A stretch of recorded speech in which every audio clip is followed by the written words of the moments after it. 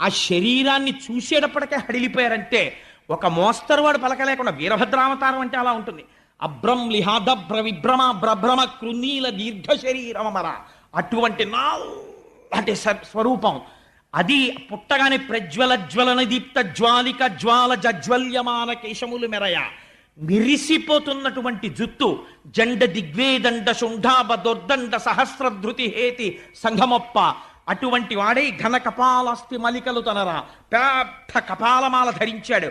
వేసుకుని పెద్ద ఉద్వేగంతో ఒక్కసారి దూకాడు. దూకి శంకరుడి పాదాలకి నమస్కరించాడు.